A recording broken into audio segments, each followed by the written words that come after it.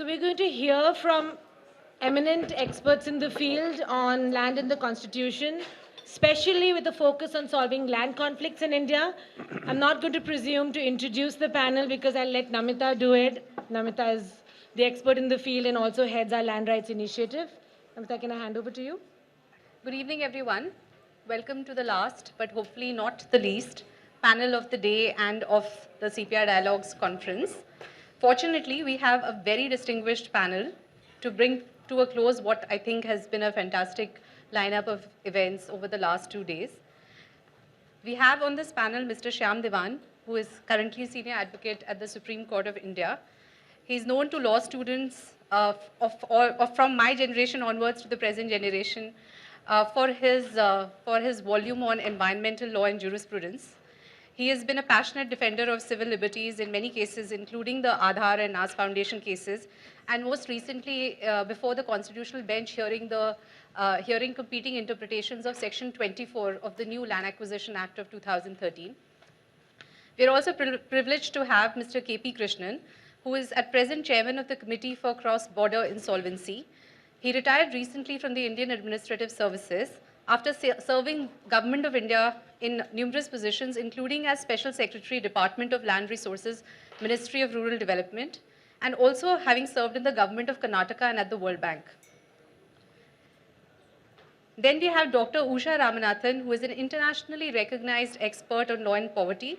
She's a research fellow at the Center for Study of Developing Societies and teaches at the Indian Law Institute. For her indefatigable work in defense of civil liberties with respect to the Aadhaar project, she was awarded the Human Rights Hero Award in 2018. And finally, we have Mr. Nitin Sethi, who is an independent journalist and writer. He is known for his sterling journalism at the intersection of governance, environment, economics, development, and the Indian political economy. He has worked previously at Business Standard, Times of India, Down to Earth, and Scroll. So a very warm welcome to all our panelists. Thank you for being here. In this panel, we are going to talk about land and the constitution. Land, as we know, is something very important for most people in India. Almost 80% of the population at the time of independence and almost 60% of the population today depends upon land for their livelihood. What has changed over the last 70 years is that at the time of independence, land was responsible for almost 60% of our GDP. But today, the contribution of land has shrunk to about a quarter of our GDP. And we've had some panels yesterday, including the one on agriculture, where we talked about what are the issues plaguing agriculture, which is the biggest contributor. But there are many people who are dependent upon land for their livelihoods beyond agriculture. A lot of traditional occupations like fisher folk, forest dwellers, tribal communities, as well as cattle grazers and other nomadic communities. So land is a source of livelihood for many, many people in India. And yet we find that the original social contract embodied in the Constitution made very sparse references to land. So when you think about the fact that this document was drafted on behalf of the people of India, and at the time of independence, at the time of drafting the Constitution, 80% of the people of India depend upon land, there are very few references to land in the Constitution. Primarily, these references are in 4 parts of the Constitution. First, in Part 3, the Fundamental Rights chapter, with reference to the now abolished fundamental right to property embodied in Articles 19(1)(f) and 31, which recognize the rights of all citizens to acquire, hold, and dispose of property, and provided constitutional safeguards against the exercise of the state's power of eminent domain. Second, in Part 10, read with the 5th and 6th schedules to the Constitution, while referring to geographically demarcated areas for scheduled tribes called scheduled areas. The Land Rights Initiative has estimated, because the Government of India had no estimate of how much land is in the scheduled areas, we have estimated that 13% of India's geographical area is in the scheduled areas, which is a not insignificant number. And third, Part 11 read with the 7th schedule to the Constitution with reference to the distribution of legislative powers between Parliament and state legislatures, because you may wonder, the Constitution doesn't have to deal with everything. And many constitutions are very short, and they really talk about basic rights and the structure of powers. But our Constitution is extremely long, spread over 395 articles in 22 parts and 8 schedules. The original Constitution speaks to a vast variety of subjects, and therefore it is surprising that it doesn't engage as deeply as it should with questions of land. And finally, and so with reference to the distribution of powers, land is a state subject in India, but many subjects pertaining to land fall in the concurrent list, where both the central legislature, that is the parliament, and states can exercise jurisdiction. And finally, and most, sort of deceptively innocuous provision in the succession clause embodied in Part 12 of the Constitution, which provided for the Indian government's succession to all obligations and entitlements of the British government with respect to contracts, property, and assets land. Now, this provision, makes sense because the post-colonial Indian state, is continuing from where the colonial state left off. But the reason why this was extremely problematic and why I call it deceptively innocuous, but actually quite a dangerous provision, is because there has been, through the 200 years of British rule and also post then, a conflict between what is the people's narrative on land and what is the government's narrative on land. And insofar as insofar as the Constitution continued in a way the Indian government's inheritance of those obligations from the British state, which included things like the forest laws of the 19th and early 20th centuries, which included the assertion in volumes written by B.H. Baden-Powell, still cited in the Supreme Court. Now, this person had written volumes on land tenure systems in British India in 1895, and forest rights jurisprudence manuals, and they still assert the power of the state to all to all forest land, and a very expansive definition of the power of the state with respect to all land that is not privately owned. So, and because there has been this interpretation of the state, but the people have really asserted throughout the years that, first of all, that there are multiple layers of property rights, even with respect to privately owned land, because there are tenants and there are sharecroppers and so on. And through various legislation post-independence, the state did sort of recognize the rights of tenants and sharecroppers in many states. But at the same time, with respect to, and also with respect to common lands, there is a narrative of, that the lands are to be held in the public trust for the people. But at the same time, we often find that the state will acquire this land or grab this land without really thinking of the people who are dependent on the land for livelihood. So that has led to a situation of extreme, first, in a situation of land grabs, where we find that the fundamental right to property was abolished in 1978. So in a way, we spoke about rights in the morning. In the Article 21 panel was speaking about living rights, social and economic rights to education, health, livelihood, and so on. But the right to property is really a dead right, because it was abolished in 1978 as a fundamental right.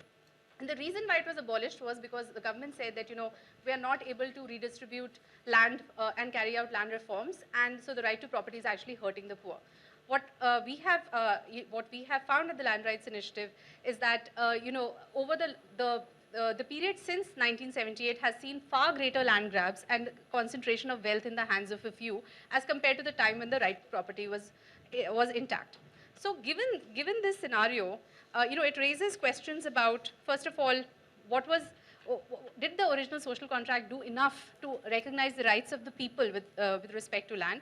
And what has happened since then that has brought us to the situation where, Oxfam recently reported that 9 Indian billionaires have as much wealth as the bottom 50% of the population. So 600 million people and 9 Indian billionaires. I mean, that was not clearly the situation earlier. So what has happened? Why have we come to this?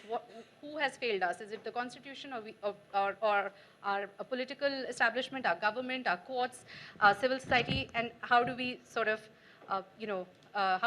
respond to this?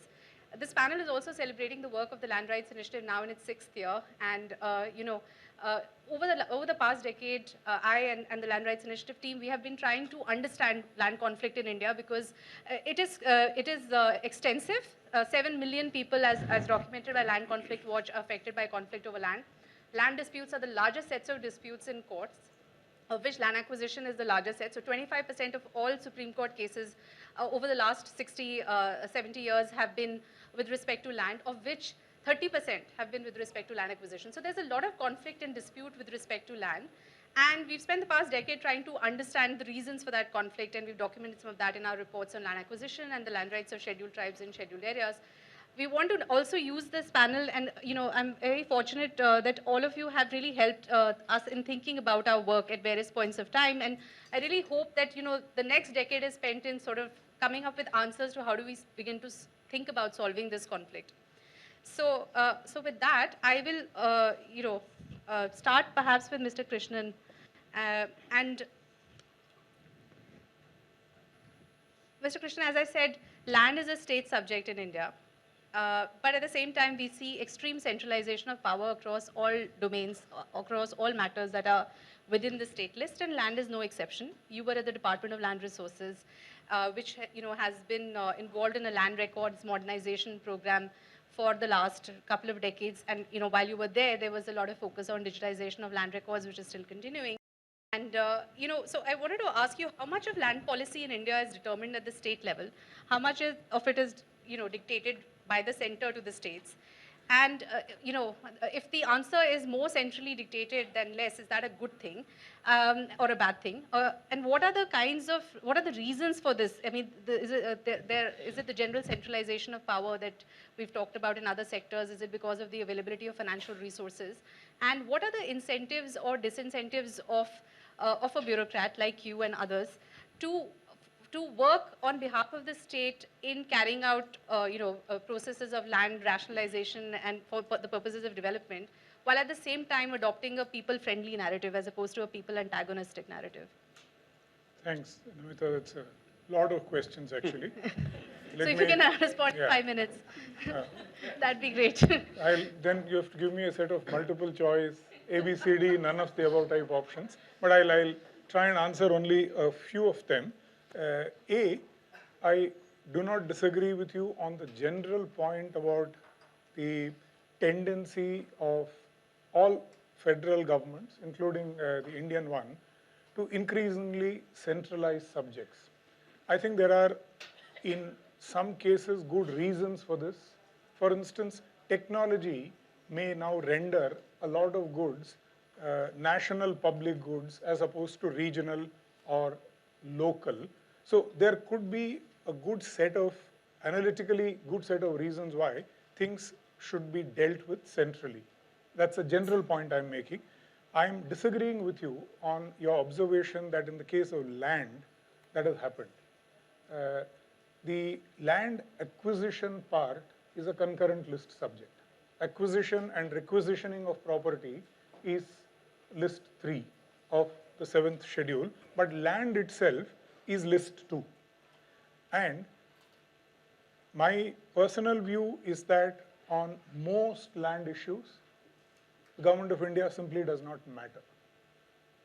The DILRMP, whatever is the new name of that project, I think it's Digital India Land Records Modernization, probably it continues to be that. It used to be LRMP, which is itself the result of the amalgamation of 2 earlier projects, were an attempt by the government of India to bring about what is very popular in the government of India circles, uniformity. Now, in a lot of government of India narrative, uniformity is an end in itself. Now, even if the subject matter does not lend itself to being treated uniformly, since for a bhavan in Delhi, life is much easier when things are uniform, there is a tendency of government of India to sort of introduce schemes to bring about uniformity. So my reading of whatever I've read on LRMP is an attempt by government of India to bring about uniformity in the state of land records, including the digitization of land records. Now, the general point about uniformity not necessarily being a virtue apart, is there some merit in there being uniformity? You talk to State Bank of India. It's got some 10,000 branches. It's operating all over India. State Bank of India would say, it's very easy for me if there is a common format in which land is mortgaged when it is given as a collateral to a bank like me.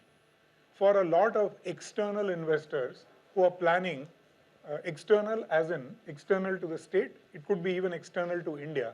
If I'm planning a project in 10 states, life does get easier for me if there is a uniform land policy across India. So there may be some technical sense in this uniformity, but by and large, all that LRMP did eventually was to give money to the State Department of Revenue and request the State Department of Revenue to automate or render digital the registration process, the conversion of physical land records in the form that they existed in the respective states into a digital form. So there was no national framework of, this is the way in which land records will be maintained. Land records continue to be maintained in the manner in which the respective Land Revenue Acts prescribe. And since almost all of these owe their origins to the British times, they are in any case pretty comparable.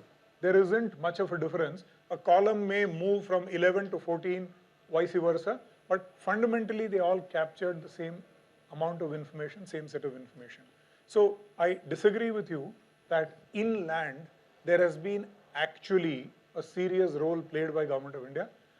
Pretty much the bulk of the initiatives, for instance, the state that I worked in, the land record modernization in Karnataka began at least 10, 12 years before Government of India thought of anything called LRMP. In fact, a lot of what was done in Government of India in round one actually came from stuff that had been done in many states. So I'm confining myself to just that point, 5 minutes over.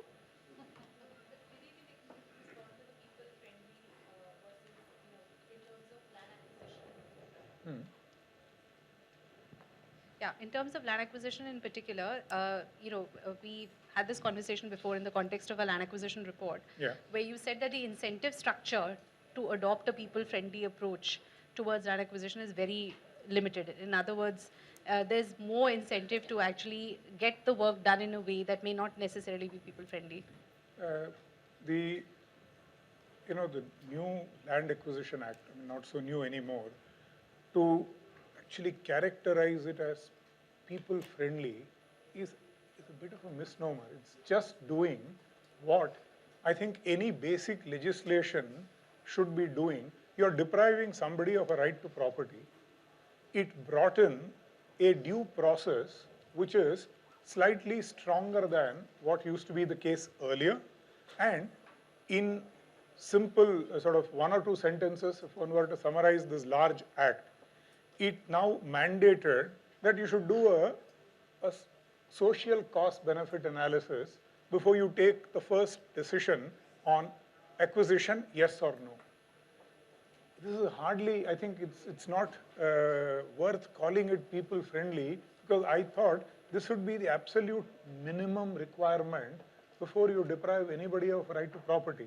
So to answer you, the new Land Acquisition Act is, I think, a procedural step forward, and work that T.V. Somanathan, who's currently Secretary Expenditure, and I did when the act came into being. We had taken data of cases in our respective states, in his case Tamil Nadu, in my case Karnataka, and taken a 25-year period, and the conclusion we came to was, if you actually took the new formula under the 2013 Act, and you actually looked at what happened in the old Act, in an average case, collector's orders questioned in a court of law, reference made to that district authority for enhancement of compensation, almost invariably, most cases came up at least to 1 or 2 levels of appeal, interest, etc. added. Broadly, the amount that was being given per acre at the end of that process is approximately what is the amount that comes out here. So it is not very revolutionary, not people-friendly in any significantly different way. Well, I think the question is more that why were the collectors giving such a low compensation that the courts were then enhancing it? Oh, yeah, at that point? Yeah. So how does the... That answer is very simple. I dealt with land acquisition like most of my colleagues in the government would have. I dealt with, for instance, land acquisition for the Konkan Railway. Now, it went through parts of what is now Udupi district, what is now North Canara district, where in the last 50 years, there was one transaction. 1.5 transactions in the entire village. These villages don't have a functioning land market. And the act said you have to take that sale register statistics based price, and those acquisitions, as recently as 2007-8, I appeared before the Karnataka Lokayukta explaining why I gave 12% more than what was the sale register statistics. So the incentive structure inside government is very clear. If you can justify it with a number on some government record, you are in good shape. If not, even if you genuinely felt that a higher compensation is to be given, you are in trouble. And unfortunately, a bulk of the times when higher compensations were given, it wasn't actually motivated by good considerations, because there's as much black sheep inside government as there is outside. So the guys who actually gave compensation, high compensation, were giving it for consideration. So half of them went to jail. Those of us who didn't give appeared before Lokayukta and were lucky to escape without going to jail. Thank you, Dr. Krishnan. I think the difference with the new act, and you're absolutely right, our study of all Supreme Court cases decided by on land acquisition over the last 66 years also showed that the courts were on average giving 4 times the compensation, for the entire country and not just Karnataka. But I think the new act also brought in requirements of rehabilitation and resettlement, which was not happening under the earlier act. And so that brings me to you, Mr. Diwan. And the new act came into force in 2014, right after we saw the ordinance trying to dilute the provisions of the act. Then the ordinance failed, so the dilutions began to happen at the state level. Various state governments passed amendments or passed rules notifying, even though rules cannot derogate from the law, from the parent law, but we saw a lot of dilution that happened. And now we have this matter with the Supreme Court, where Section 24 is trying to be, the court is deciding whether Section 24 should be read as it decided more expansively in 2014, or should it be read more restrictively as it was decided in 2017, I think, or 2018. So you have appeared on behalf of the petitioners in the court. And I also want to ask you, first of all, like, what do you think about that court case? But also, as I put to Mr. Krishnan questions about how the government has worked within this space, how has the judiciary, you think, been, dealt with these issues of actually adjudicating land acquisition matters in a matter that, for a law that was such a progressive law that came about through decades of people's struggle, how has the judiciary really responded to the people's narratives? And would you call it a people-friendly or people-unfriendly narrative? Okay, so the first bit which I have to say is that this is pending final judgment, so sub judice. So we really don't know. The arguments have been made, the judgment is reserved, but we're not quite sure which way the court will turn. So this is before a panel of 5 judges, it's called a constitution bench. The reason why a constitution bench was required to or called upon to decide this case regarding Section 24 was because there were divergent views which smaller panels had taken. And what Section 24, essentially, at least the way I understand it, was, whenever you bring in a new law, you need something of a transitory provision. So Section 24 is both transitory at a certain level. It provides what is to be done with regard to cases that were pending, but it's also substantive, and that's the important part, because it confers rights on people. And just very technically, what happened in the Supreme Court was that you had, as Namita says, there's a series of judgments which come in after 2014, very shortly after the enactment of the law, where the benches essentially follow the usual manner of interpretation of the court, which is a textual interpretation. They pick up the statute, they read it for what it says, and they say, this is the intention of Parliament, and we'll give effect to that intention of Parliament. And essentially, the effect of the intention was that a certain number or a certain set of cases where land acquisition had started lapsed.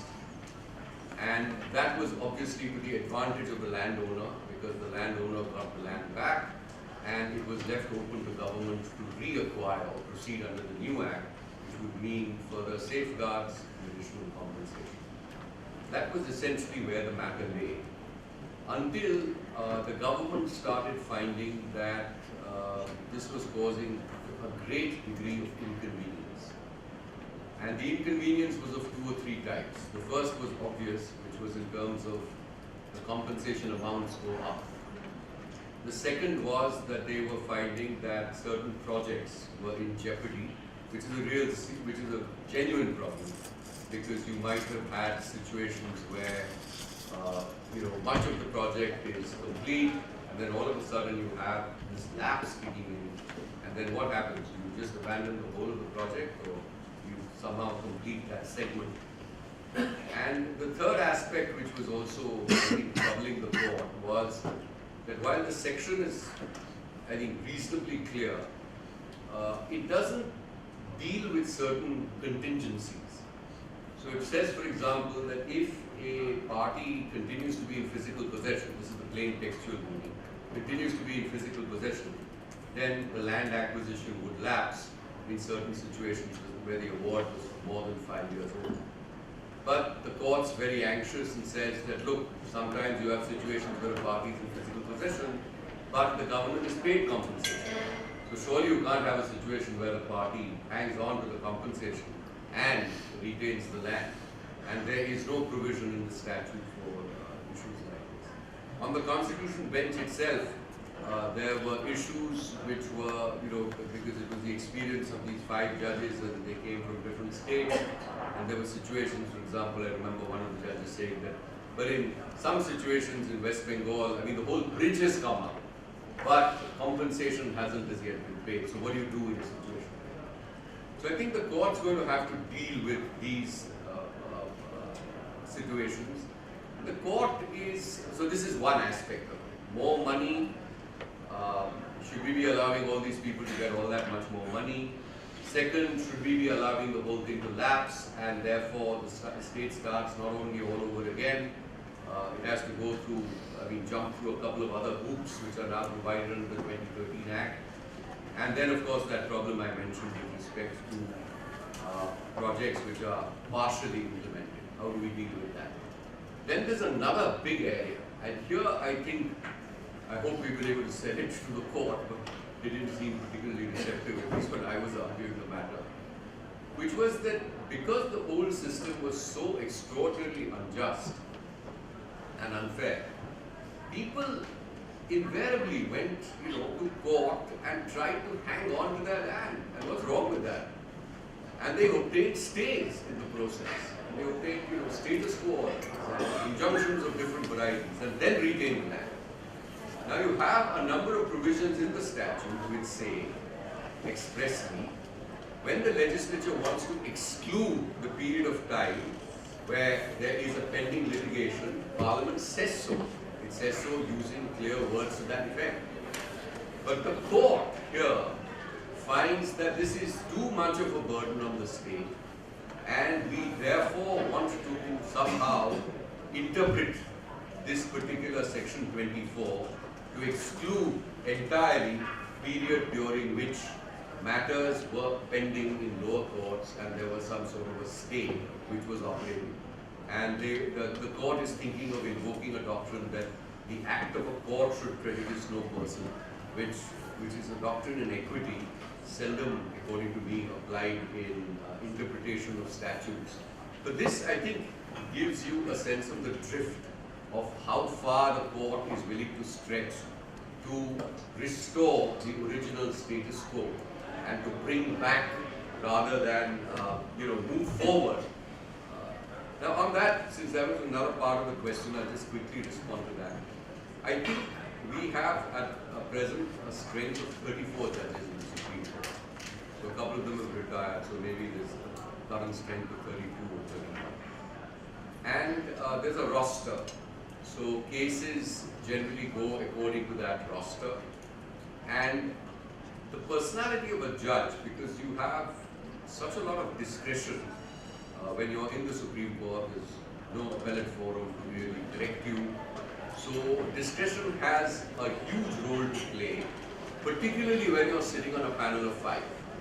Because if you're on a smaller panel or combination, the discipline of the court requires that you follow the law as laid down by the earlier judgment, because that leads to consistency and predictability. But if you're sitting in a panel of 5, some judges entertain the belief that since they are in a larger panel, they don't really need to consider, the wisdom of a smaller panel just because it was 3 judges or 2 judges. So, returning to your point, a lot in terms of the outcome of a case or the direction which a court or the law takes is because the roster determination. So you'll have judges who are, I'm just giving you a slightly different example, say in landlord and tenancy disputes. And you may have certain judges who are more sensitive to landlord concerns. And if that roster remains with that type of a judge, say for 2 years, then you have a pro-landlord jurisprudence which evolves. And similarly, if you have a pro-tenant judge or someone who's more sensitive to a tenant's concerns, he or she is in charge of the roster, you may have the law evolving or developing in a slightly different direction. So I think these are some of the imponderables in terms of the system. And in terms of the final verdict in 24, I think we'll probably get it sooner than later. So I'll move on to you now, Nitin, if I may. You have in story after story really brought out the planned and accomplished dilutions of the new Land Acquisition Act, as well as the proposed amendments to the Indian Forest Act, as well as the kinds of land grabs that we are seeing in India, in part due to crony capitalism. So can we speak about land grabs? Can we talk about the different ways in which land is being grabbed? I mean, these are staggering figures that are coming out in estimates. What ways are these grabs happening through, through land acquisition laws, through forest laws, through land use change laws? What is your view on that? And is the story of land grabs common across states, or are we seeing variations? Is it common? I mean, it's largely with respect to common lands, which, as I said, the people sort of claim that they have rights over, and the state is holding, and the state has a different narrative about it, which allows it to sort of come in. Also, land is entangled in a complex web of regulation. So again, we don't have a sense of how many laws there are on land in India. We have a project, the Mapping Indian Land Laws project, where we have estimated 1,000 land laws in India for the center, as well as for just 8 states of India. So, given that we have so many laws and land is entangled in a complex web of regulation, does that make land grab more difficult or easy? And do you think that the situation of, I mean, clearly the data shows that there's been far greater land grabs post the 1980s, and especially post-liberalization in 1990s. Do you have any sense of what explains this phenomenon? And if you have any suggestions to, help reduce land conflict in India and reduce land grabs, what would it be? No suggestions whatsoever. But let me respond to the way the political economy of the land functions and what the law and the constitution perhaps suggest it should be is roughly equivalent to how Mr. Devan was explaining what's happening in the court on section 24 and what I believe is really happening. Say in the case which we covered before it blew up in the court, we know that there's a judge involved who's passed a controversial order which we believe has helped one corporate party gain advantage.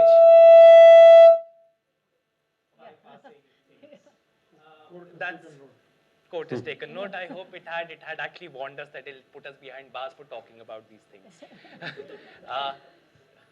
Yeah. So I think the practice of how land, and I would extend it to say you cannot look at land alone. It's the land and the resources on top and below it, and how the state, the different elements of the state has looked at this, and how the political economies, to use a polite word, milked it. Essentially, the milking is universal and across the board. It is actually essential to the way our electoral politics works that these resources are milked in a certain fashion. The scale at which it happens depends on the kind of economy you have in a region. Um, it is almost integral for say, an average politician rising up the ranks to use land as a leverage to increase his or her wealth space to be able to contest elections today in India. This is true across the board. You can run from one corner to the other and you'll find this true.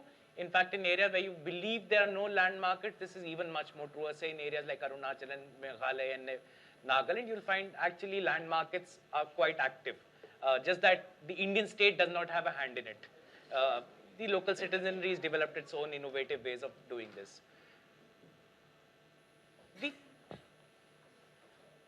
We've practically regularly failed to handle this, and I think post 90s, when the state becomes more an agent of a third party coming in and needing land, I think we've even worsened the situation. The courts have had an abysmal record in addressing this, I think. There is very little, at least that I know of, where the courts have acted in a fashion which would help us go closer to what the law suggests should be done in most of these cases.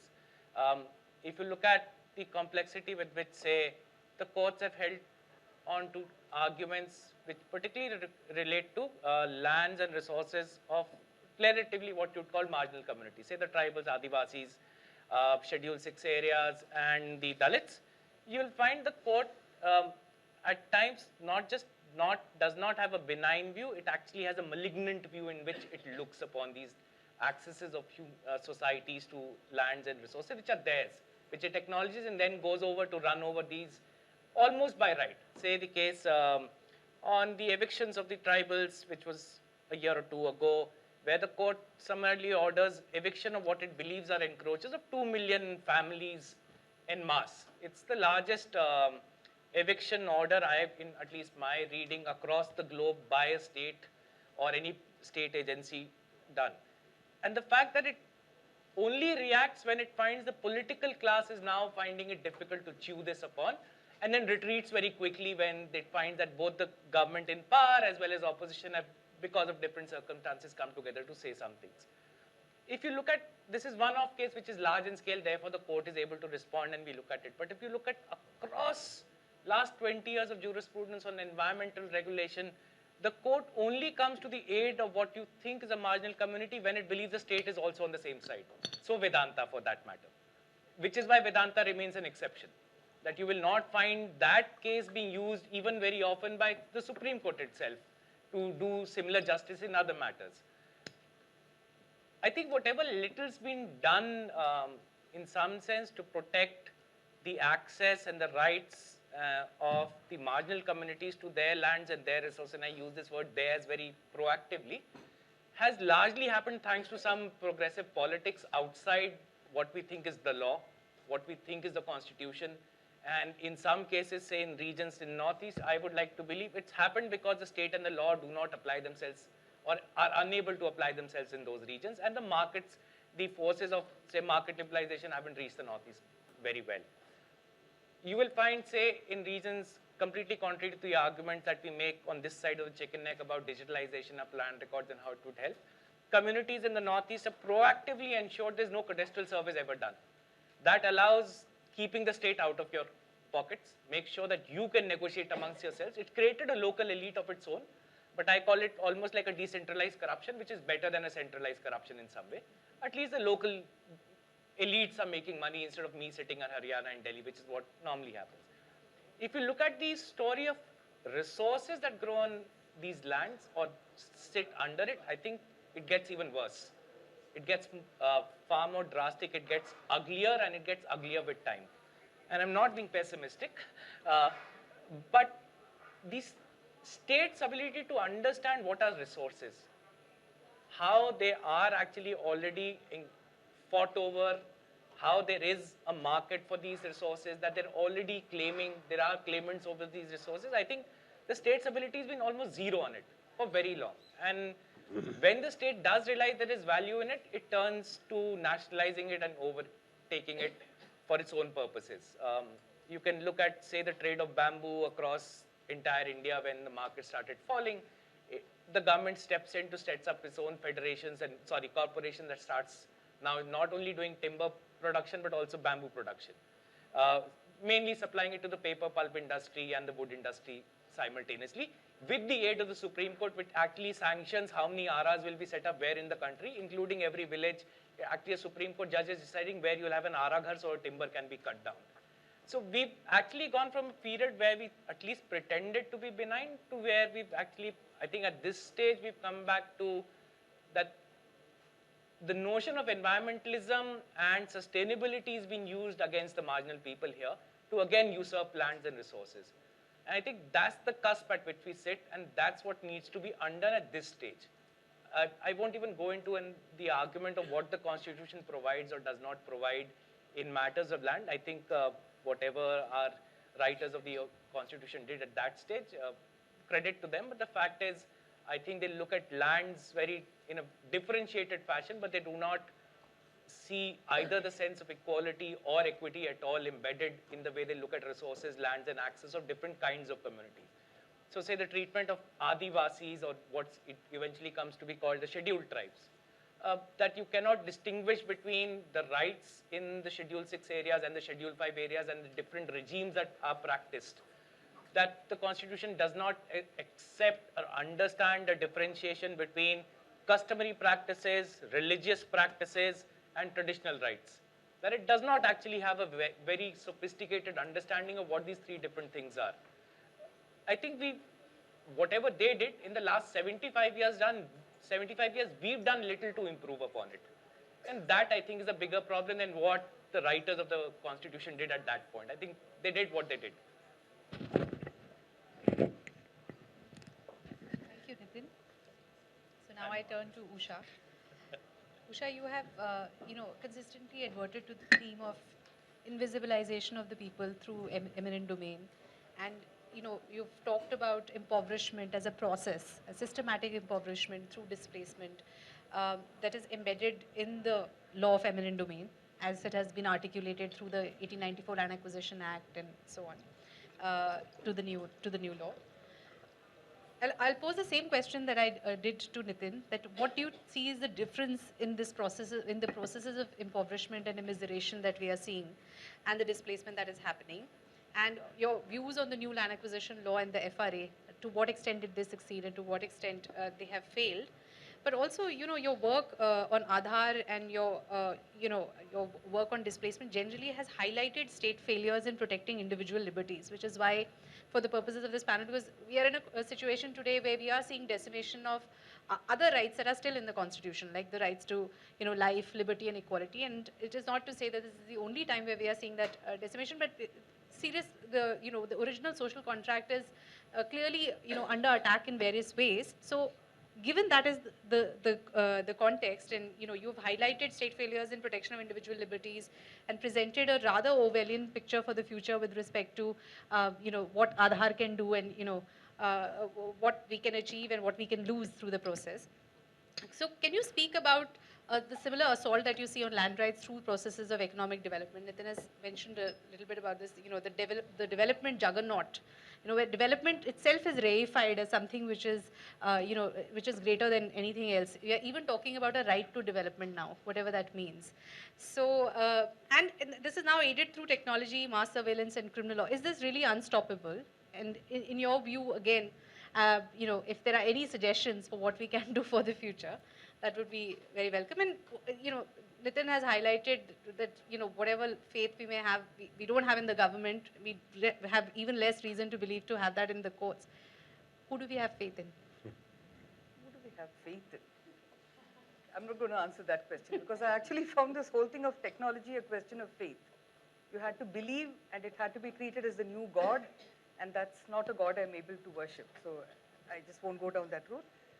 But I think if I can just say a few things, that in recent times we found that all this centralization that you were talking about, the digitization, the idea of convenience for the state has played a much bigger role than what it does for the people.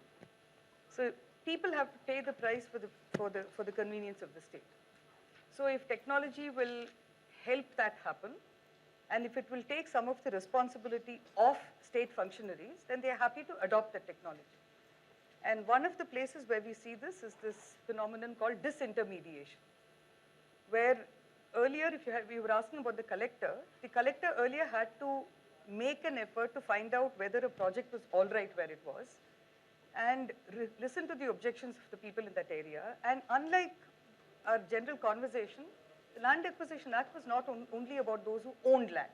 It was about anybody who had interest in that land, a legal interest that was recognized. And we find now that at that time, the responsibility of the collector was to ensure that the procedure was kept made to produce the kind of answers that a state would need from local communities before making any decision. We've seen the shrinking of procedure into non-existence. And therefore, in the new law, we see the collector being replaced by social impact assessment professionals. And that really is not an answer at all. Then the question is, who is the state and why is the state even there? The second thing is this idea of digitization is not really even a state project. It's a project that has been sold to the state by people who are trying this whole e-governance initiative in multiple parts of the world. It's happening because technology companies need new customers and the state has become an excellent customer. So land has fallen into one of those. I think day before, we had a UID tribunal where one of the jury members said that when you say that the UID project was brought in because they wanted to help the poor get services, it's plainly not true, because all of these agendas are reflected in Mr. Nilekani's book, the first book, Imagining India, or Reimagining Whatever India. And that one chapter on ICT in India tells you what those ambitions were. That ambition did not nowhere include it. It included land titling, it included ID. Nowhere did it include this notion of delivering services to the poor. So the poor have actually become a collective entity who are dispensable, but who are useful when you want to push projects on into the state. And so evangelizing the state becomes very easy. So I think we need to see this land. See, this is a country where most people don't have pattas, they don't have documents, people are scrambling to get what they can. Many, we've tried for land reforms, which started and then faded out. We said we will not have feudalism anymore. We haven't even managed to get rid of the kind of feudal structures that exist in so many of our non-state violence, so much of our non-state violence is pitched around land. And we are talking about digitizing and putting everything so that it can become, and we'll talk a little about land titling a little later. But these three things of disintermediation, centralization, disintermediation, and digitization, they are a package. And that package is not just the package of the state, it's a package that has been evangelized to the state. And it's convenient for the bureaucracy to accept this. And for the political establishment, it becomes one way of controlling people. I'm not sure that the bureaucracy is interested in controlling people in the way in which the political establishment may be interested in. Quite honestly, it's a long time since I've seen the bureaucracy being interested in the people. So I'm not even sure they want to control them. It's best to keep them invisibilized. On the land acquisition, the 2013 legislation, I actually have a very different view from Mr. Krishnan on this, because I find it's fascinating that, this is the first time we've had an acknowledgement of mass displacement. This is the first time that we've had the notion of project-affected people getting into a law. And the importance of getting into a law is that you can't deny their existence anymore. These have worked for the visibilizing of something that was rendered invisible by policy and practice. And that's a very, it's a great achievement for people that they made the state acknowledge the existence of these issues. And these are not, when we say mass displacement, we are not talking about, tens and hundreds and whatever. It's lakhs of people, millions of, loads and loads of people. The other thing that it has done is introduce the idea of consent, which didn't exist at all in the earlier regime. It's introduced into the land acquisition law the change of user formula, saying that you can't shift from one user to another user unless you have completed rehabilitation. So there is earlier where you had no sanction at all for non-performance, there are various ways in which sanction is being brought in. You have, of course, the idea of being beyond market value, and that's very important. You have the idea of the SIA, social impact assessment, which speaks both to state failure and to an acknowledgement that it is in fact society, I mean, it's the whole societies that get, whole cultures that get affected, that you can't reduce this to property and territory. What we are seeing happen in centralization and digitization is converting land again into territory. So if you look at the land titling bill, it's about wanting information on every parcel of land in this country and keeping it on that database, which will be used however it will be used. And the thing that's a giveaway there is that two things. One, that every person has to, whoever has any interest in that land, has to keep reporting to this titling entity whenever there is any change in the status of that land. So if I die and I have any land, then whoever is around me and whoever has any interest in it has to go and report to that agency and will be penalized if they do not. And if they do not do it, when that, the state is indemnifying the buyer. So it's all about the buyer and not about people who actually hold the land. And that is an extraordinary shift that the state has made in who it's going to stand up for. The other thing is that, in looking at it, since you're looking at what you're going to do in the next round, there are ways in which we've learned to read, for instance, legislations, court judgments. And we do that by applying certain kinds of ways of looking at it. And they include, you look at it to see what is it that is, what is it that's being used here? What is it that's making a difference here? So it could be because, in this case, in the context of land, it could be because the state believes that it has power to do whatever it wants to do. And it's also fascinating, therefore, that if you look at the debates that have happened in Parliament and in government circles on the latest act, they see law as an obstacle. It's not like we believe that from the perspective of a people, law is going to be an answer and a solution. But we do see law as friction. And that becomes important for people to be able to use that friction to negotiate with the state, and which is why you have Land Conflict Watch. Negotiation sometimes doesn't work except when you get into long, prolonged periods of conflict with the state and with project authorities. And we must remember that it's in this stage of privatization and liberalization that the state started having MOUs with companies. And the agreement is between the companies and the state represents itself as the public. And the public gets represented as people who are objectors and protesters and therefore a whole host of other things who are anti-development, who are preventing development. We just have to find a way of reconceptualizing this. So one is power. The other is they may do it on principle. So for instance, the principle that has got brought into the law now is the idea that project affected people. You don't have to be an owner of land, which is why I have a slightly different take, I think, from you, I'm not sure, that I don't think it's important to make property a fundamental right. I think it's a different conception. That is a very American notion where they had whole lands to be found and to be, to be colonized. For us, that's not the important thing. It's not about being, the way I see it anyway, that it's not about land as property. Land, people have various relationships with land. If you look at fifth schedule areas, it's not about tribals owning the land. It is about saying that this is a relationship they have with that area where they are, and therefore that land cannot be alienated and handed over to a non-tribal. The third is pragmatism, and we see much too much of this. What Shyam told us today is about the court turning pragmatic. Oh, no, state can't pay so much. And I find it really fascinating. In the NRC, you hear the court saying in the Assam round, saying that you can't have, how can the state find out who are the people who are illegal migrants here? So the people should come and hand over information to the state and report to the state and prove that they are citizens. It's an extraordinary time we are passing through in the past 20 years where the court has also become complicit in saying that the burden is on the citizen and the state has to be protected from having to take responsibility. These really are extraordinary times in that sense, and I think we need to see it quite directly and clearly like that. To my mind, it is also because the bureaucracy and the political establishment is protecting itself from having to take any responsibility for this. The fourth is prejudice. The amount of prejudice there is about persons in various states of poverty is really not funny. And that's why we have notions of invisibilizing, we have notions of dispensability. It's not only that we've moved from poverty to impoverishment, from a static concept to, to a concept that changes, but now also to induced vulnerability, because all these projects induce vulnerability in people which doesn't get recognized. And in fifth schedule areas, it's much starker, but it's true everywhere. So that the state refuses to acknowledge.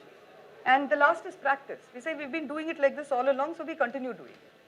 How do you break some of these practices, and how do you show not just the illegality or unconstitutionality, but the basic absence of any kind of ethics or morality in this kind of conduct? Thank you, Usha. So I'll take another round. You've left at a point where we've basically talked about state failures in the process of execution of eminent domain law. And Mr. Krishnan, you have articulated the fact that, given the extent of state failures in the process of eminent domain, perhaps the way to go forward is to have more efficient land markets. But given the extreme inequalities in bargaining power and the plethora of land legislation that exists, it's a highly complex regulated space. How do you think these efficient land markets are going to work out, and are they going to be equitable, or are they going to further impoverish and displace people of India? There are a couple of things that I'd like to mention here. Nitin partly alluded to this. There's this oft-repeated statistics about how much of India's household savings is actually available or kept in the form of financial instruments, and how much is in the form of land. The Reserve Bank of India estimates close to 70% of household financial savings of India, including at very high levels of income, are actually kept in the form of land and related assets. Now, if this is, even if you discount this data by 10%, 20%, it's a substantial amount of people's well-being, quote unquote, which is actually caught up in this commodity or thing called land.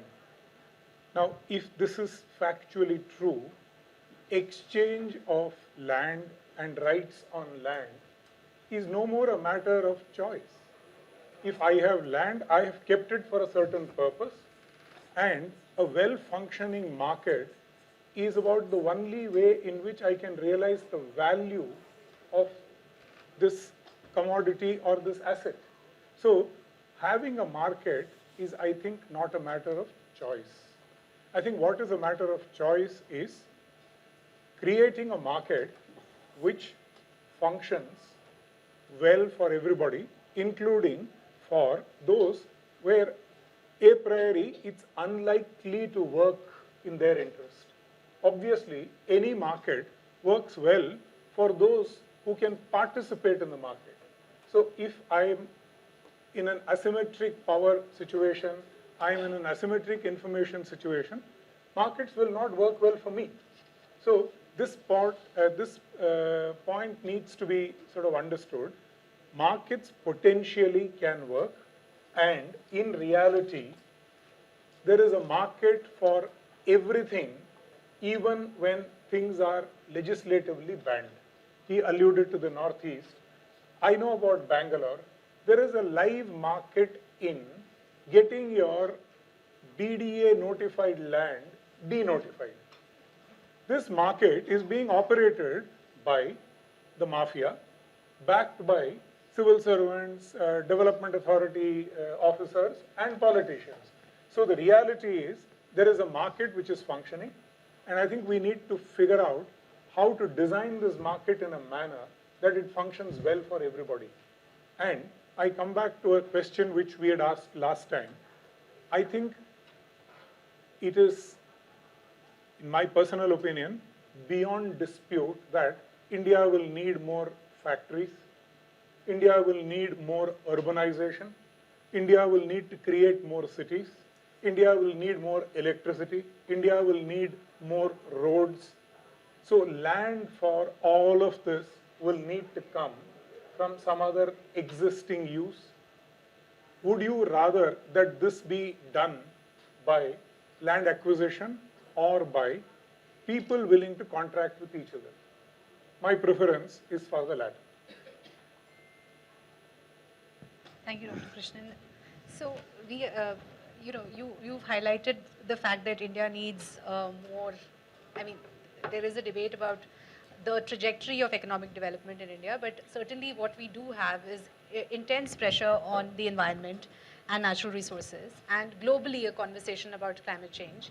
And you have done extensive work in the area of environmental law and jurisprudence, and have also represented the petitioners who have in the FRA matter with respect to conservation and sustainability. So how do we think about development, rights of Adivasis, conservation of environment and sustainability efforts? And would you agree with Nitin's characterization of the sustainability narratives also coming from the narratives of people who are sort of complicit in the processes of displacement and impoverishment? Well, okay, so if I'm sort of going to increase my unpopularity several notches, I should disclose that I am appearing for a wildlife group in the FRA matter. And essentially, I'll just tell you what's happened over there. It's a really interesting thing, because you said that this is the largest eviction order, etc.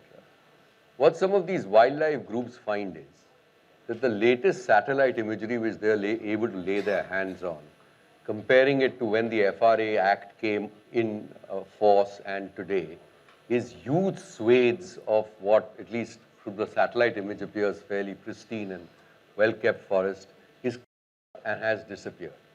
And this is not just in any old place, but these are in protected forests and even sometimes in sanctuary areas.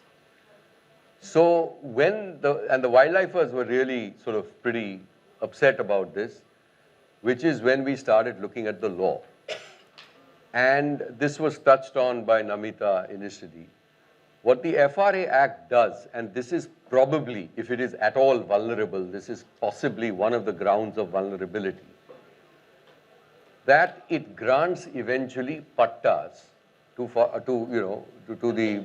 to the forest dwellers as well as the other traditional forest dwellers. So here again, as far as the wildlife people are concerned, they divide the segments. And the petitions itself says that, look, as far as forest-dwelling tribal persons are concerned, we don't want to have anything to do. They are certainly more entitled to the land than any one of us. They are as entitled as the animals, etc. So the petition makes that statement. But it says this notion of other forest dwellers, which basically, other traditional forest dwellers, which basically means anyone who can show that he or she was there for 75 years, is problematic, at least to the petitioners there. And therefore they challenge the entitlement or the capacity of the government of India to enact a law which grants pattas with respect to land. And as Mr. Krishnan mentioned, land is a state subject. So that's one kind of area of attack. Now here you've got to see that in a court of law, there is no sort of subtle negotiation which goes on over there. It may happen in the mind of a judge. But otherwise, when you're projecting a case, you've got to take a position which sometimes might seem rather extreme and even unreasonable, because that's the manner in which a system often works. There's a contest of ideas, and then the court is supposed to do all the balancing and come out at the right place. So the eviction point, which I think is a very, very serious issue, is I don't think it can be or ought to be applied across the board at all. I think it must be applied on a case-by-case individual basis. It can't be some sort of a sweeping direction, But I think, and this is again what the Wildlife First and the other persons seek to project, is that if through a process you are unable to come, or you come to a conclusion that X or Y or Z is not entitled to that particular land, one. And number two, if those areas are validated by satellite imagery over the years which show that, look, when the Act came into force, which was in 2006, this was wonderful forest, and the degeneration has taken place subsequently by people who are probably not entitled to be there, then who does this land belong to? And I think the answer there could be that it doesn't belong necessarily to the person who asserts or is present on that site, but probably belongs either to the state or, I mean, to extend the principle even wider to, you know, other beings, the wildlife, the species, etc., and which I'll sort of, I won't take that any further, except to mention one last point, that another emerging norm which we're hoping to establish through the court process is that because land is such a precious resource, and we're going to have need it for larger cities and larger, that we probably, in an era of climate change where animals are going to have to move and habitats will change, we are probably as a species going to have to renegotiate, you know, I don't know, social contract, natural contract with other species. And we may have to come to terms with shared spaces and not just a concept that, okay, this is a national park, so that animal remains there and anything which comes out is, you know, roadkill or whatever. So these are some of the other points which I thought I'd just mention and probably give a leg up to persons other than human beings who may also be entitled to land. Thank you, Mr. Devan. Usha and Nitin, can I ask you to respond to both the point about land markets, which, Dr. Krishnan, I think that in the beginning you mentioned that actually land has been very much, state policy, and the center hasn't really done much, but I don't know how the land markets would actually work out. In fact, what we are seeing right now, with Kashmir, for instance, the fact that Article 370 was done away with, it has obviously attracted a lot of attention for what has happened to the people there. But also, there was a lot of narratives about separate land regimes for the people of Kashmir. We find, different land regimes in the 5th and 6th schedule areas in many states of the Northeast, which do not fall under the 6th schedule as well. And, both in the original constitution as well as the land laws that were enacted thereafter, which, created safeguards for land rights of particular communities. So, for example, in the state of Jharkhand, which we estimate has more than half of its area in the scheduled area, but even the other half, because of the existence of two colonial era laws, the Chota Nagpur Tenancy Act and the Santhal Parganas Tenancy Act, there are considerable restrictions on alienation of land. And when we were doing field research in Jharkhand, what we were told, Jharkhand has 26% of the population is tribal in nature. It is it has some of the highest poverty rates in the country, and particularly amongst the tribal population. And yet, when you speak to people on the ground, and you say that, it's because your land, like the question that is often posed is because their land is locked, they can't unlock the value of the land, is what is driving immiseration. But the constant response we get from the communities is the fact that actually, if these laws were not there, the situation would have been a lot worse.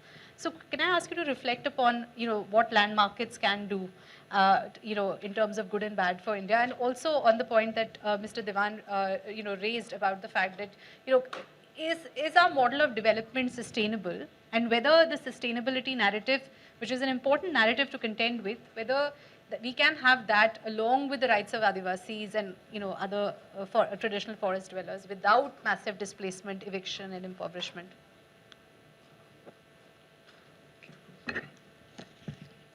So it's not supposed to become about this, but now that we are on it. And this is why when I said that our constitutional law is far from what we thought it should be, that only in our society at this juncture can a specious and a malicious argument like this be made publicly and people can get away with it.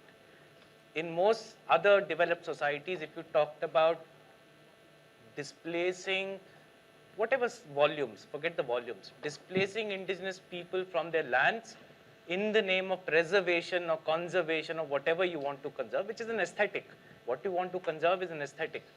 In most other developed nations by now, history aside, people would be now saying, what the heck?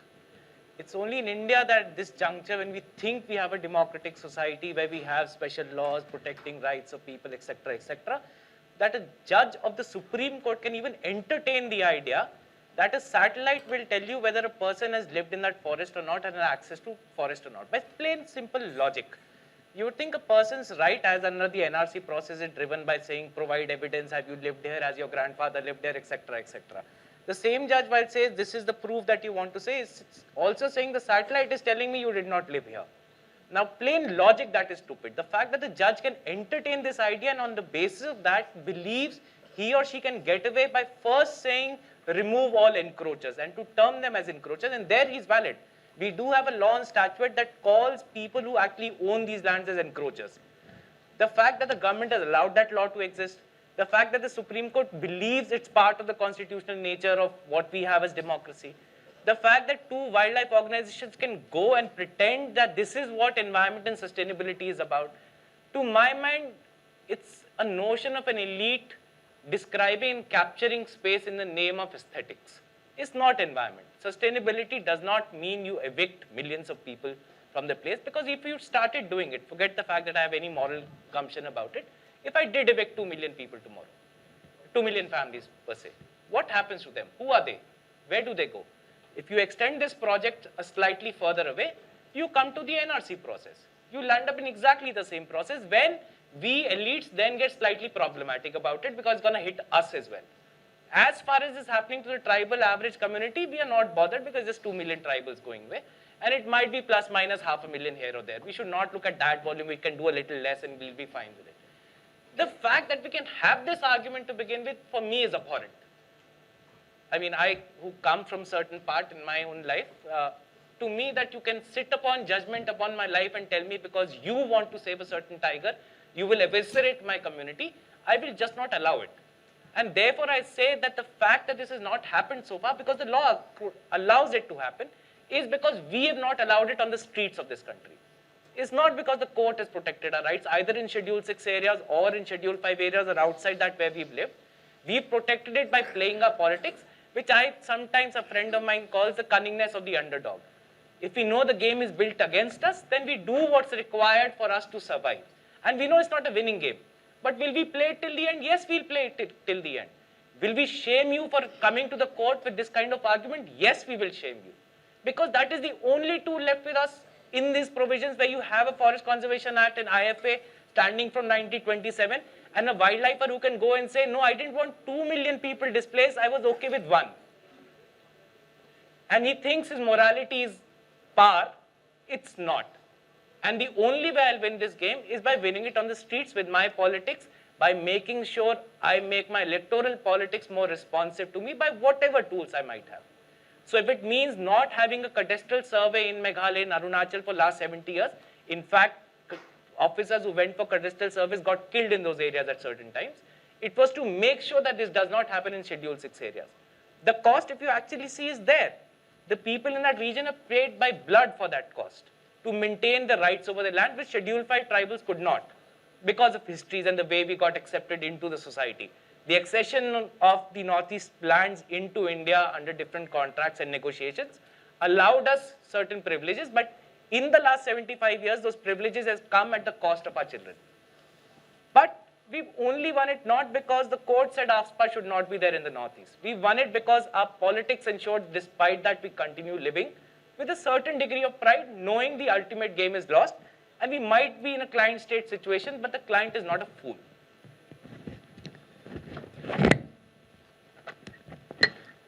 You anticipated, Sorry, I didn't right? respond to Margaret. That's okay. But mine's going to be, I mean, I left all the emotion to him. And I See, just that's say a very rather bad language coming through. what? I believe in emotion. You have a problem with it? It's rational. This was rational tactics. You think emotion doesn't have reason? Come on, Nitin. We'll have an argument on that later. Okay, we won't go down that. So Not between us. we will have it between us outside. See, the thing is this, on the markets, I really had a problem with that because it's treating this whole thing as a binary. You say acquisition or the market, like there is nothing else. And I'm not sure that's true at all. In fact, the way we see it, when any land is going to be taken and it's going to be taken away from people, people are not going to have any access to that land, it's going to be negotiated with them, The role of the state is not to be assisting those who have the wherewithal to come and take that away from people. The role of the state is to be standing up for the people, making sure that there's no information asymmetry. Like you have in the fifth schedule, you have these rules.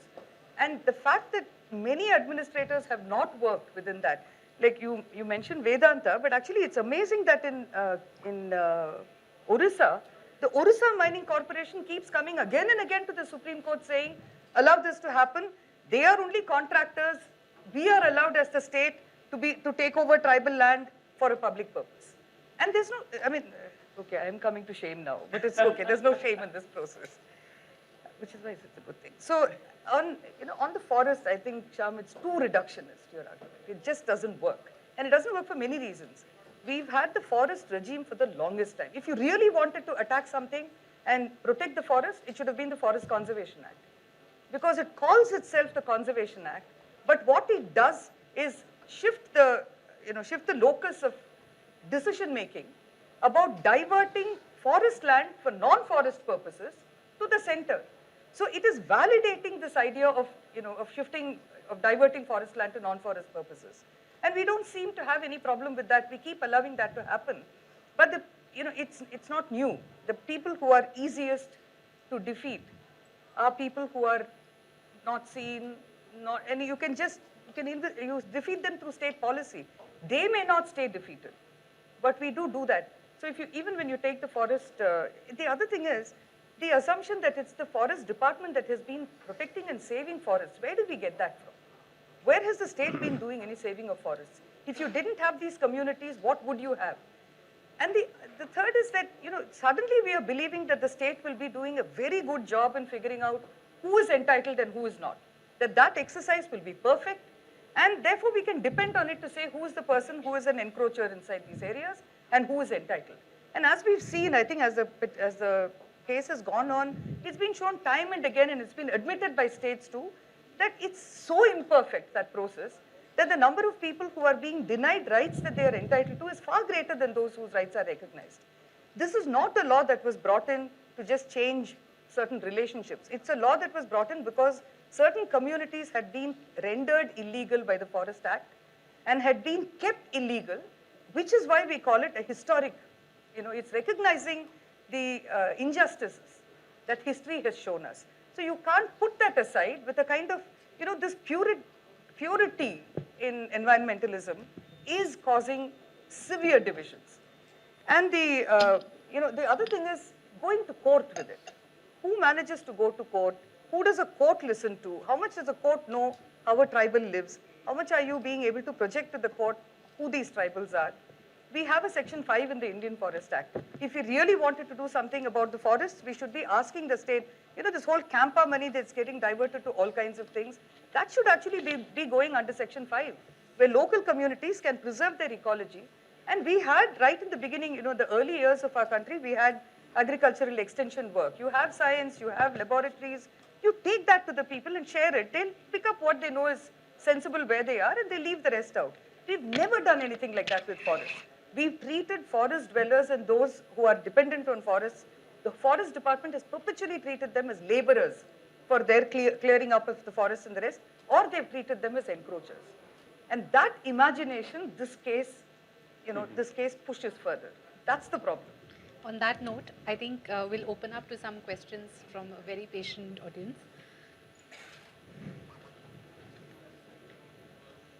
Yeah, Jonathan? I don't know where the mics are. Just ask the question.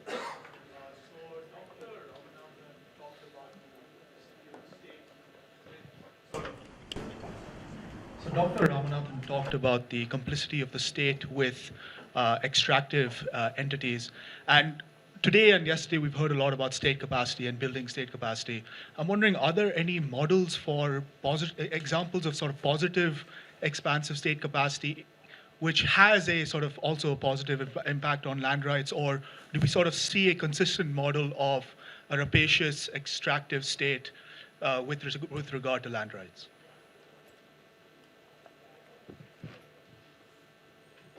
Are there any other?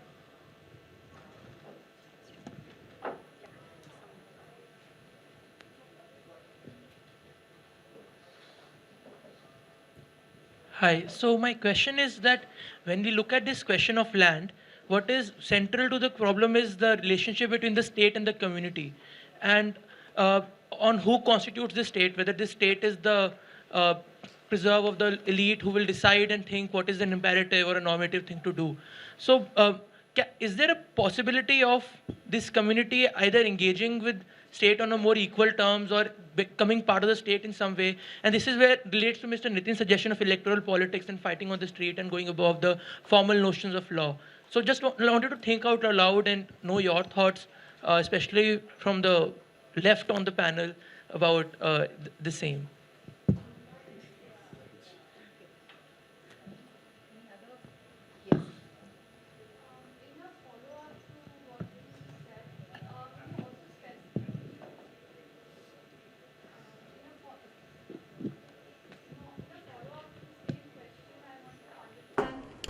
He would specifically highlight the role of the media in bridging this conflict of narratives between the government and between and people. Can you take one last question and turn it back to the panel?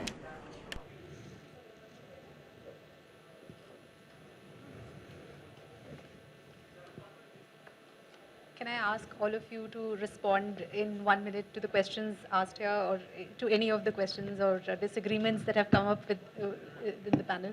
Clearly addressed to the left. The seating We are on the arrangement wrong was not right side. deliberate. We are on the wrong right side. Facing you, I'm on the right.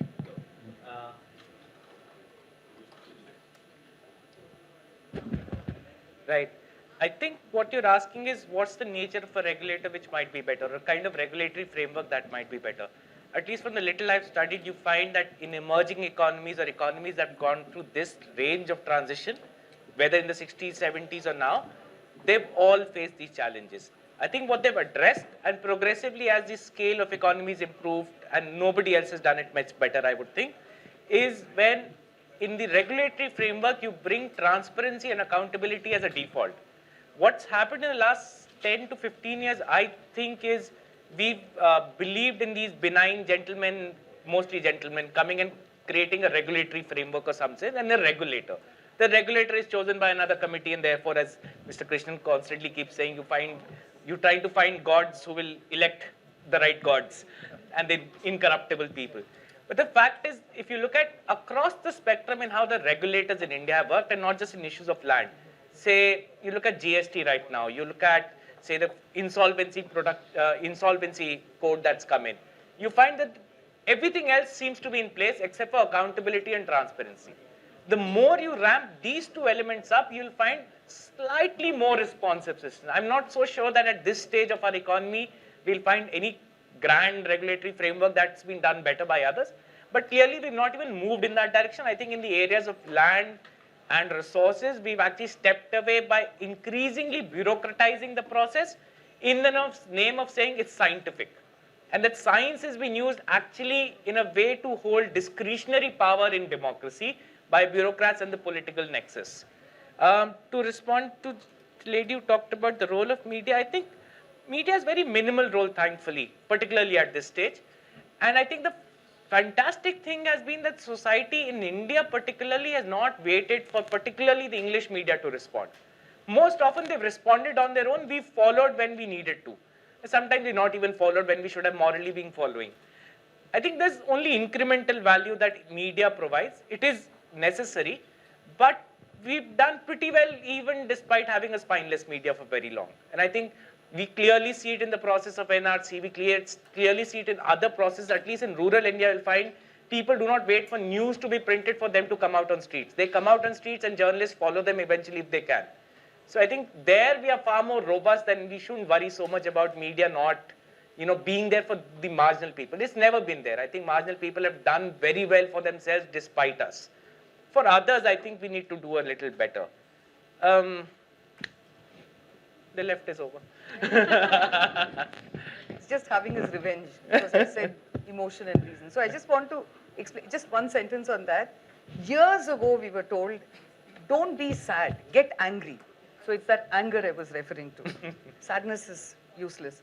Actually, I think this technology is going to be our real huge problem because technology wants to do things in certain ways. It talks about efficiency. The presumption is that if it is technological, it is incorruptible, and therefore, or at least it reduces corruption hugely, and that's not true at all. I mean, it just distorts a lot of things. Also, we must remember, I think, that it is opportunity meeting untested technology. There is an opportunity that's opened up with the state and with this period. It's meeting untested technology and it's killing people. So I think we really need to remember that. But the thing is, you know, it's not between just the state and the people in that sense. The state is supposed to be answerable to a people, and that's what many of these things like public hearings and, you know, environmental impact assessments and reporting to the people, getting consent, all these are meant to do that. It's to make victims of development into people who have a voice in that process of development. It has to be built upon. Very often I find, you know, there are many times when rights emerge through struggle and through various kinds of processes. If we don't recognize it soon enough and we don't capture those rights and make them into something that belong with the people, it becomes something else. And that's what's been happening actually even with the Forest Rights Act. And we need to do an investigation into why this is happening. Why is it that even the Forest Rights Act is producing victims of development, in a sense? And the other thing is that, you know, this idea of the community, there are people who are administrators or people who, you know, corporate people who often say, there is what community? There is no such thing as a community. And that people constitute a community differently from the state. You know, if we property identification number, then we'll be able to match all of this and keep track of you. I think what Nitin said, I completely endorse, which is that we need to keep track of the state. The last thing is that when we look at sanction structures, there is no sanction structure for non-performance on certain things. So if rehabilitation doesn't happen, there is no sanction. If promises are made which are not kept, there's no sanction. If there is an environmental impact assessment and the report is produced, but it works out later, a couple of years later, that it was all wrong and it was just an eyewash, there is no sanction. So people can carry on so long as they can get there. The one, you know, with corporate enterprise, you find like actually Singur and Nandigram actually reflect that. Once that land is taken over, even if you're able to recover it, it has already changed the nature of that land. And that's what's attempted every time, to break the relationship of people with land. And not letting it break is the first thing. So the one thing that has made all these changes, it's happened in just 30 years, is people's movements. It's not come from the state. The state has had to acknowledge it. So whatever it takes, you know, the state will not shed its power. The state power has to be tamed. And that's what conflicts do. So they're extremely important. Conflicts are extremely important. No questions were addressed to me, but I have two quick comments. One is, I'm not entirely sure if I agree with what Madam said about technology. I clearly see a lot of the points, for instance, you made on things like Aadhaar and UIDAI, but at least people of my generation here will remember the joys of buying railway tickets, standing in Old Delhi railway station for days on end and coming back without a ticket that wouldn't be issued. So I think IRCTC and information technology has made life extremely more comfortable. So I don't think I would say technology out. I'd be a little more skeptical. I don't know enough about technology, but yes, misuse of technology, something which I'm worried about, but I would be less harsh about or less confident about making such statements about technology. Number two, what I find paradoxical in most land panels, close to 75–80% of the villain seems to be the state, and yet our conclusion is we need to have greater role for the state.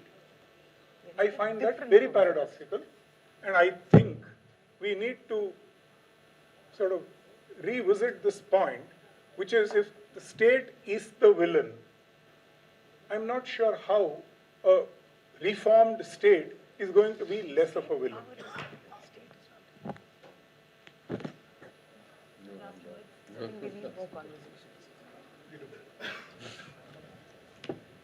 So I think it's time to bring this fascinating discussion to a close.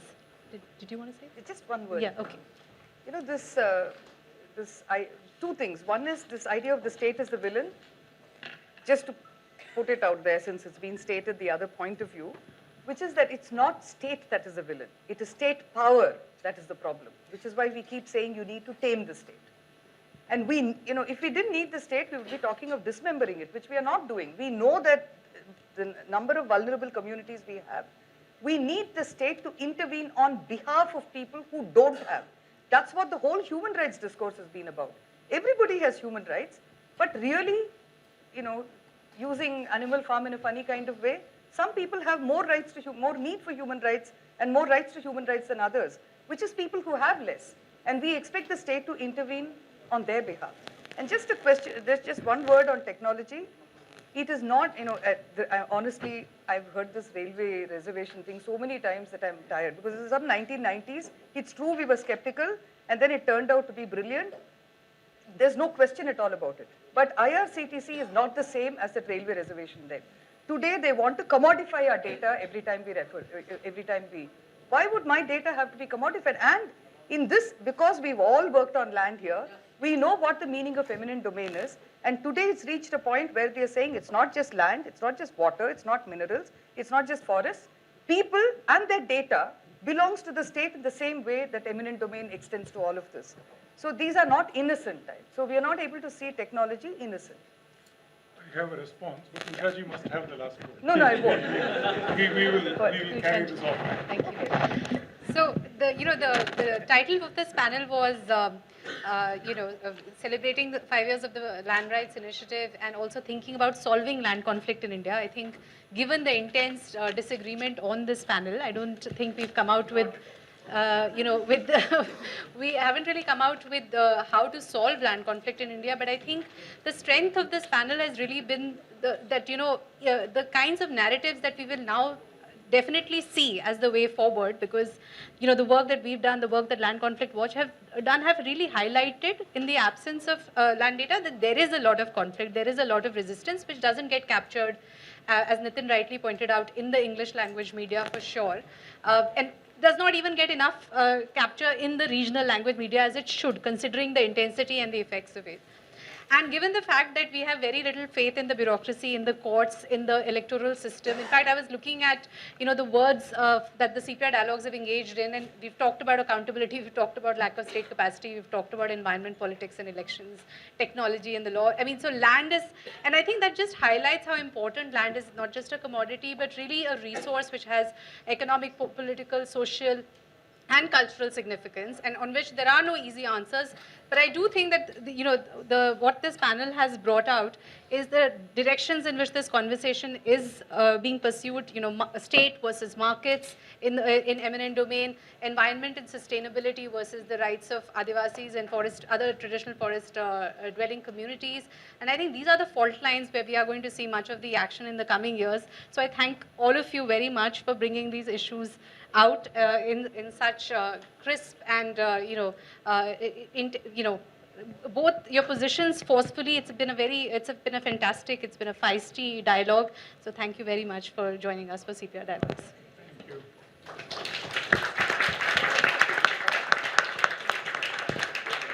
I'd like to just take on from Namita to thank all of you for being with us for 2 whole days.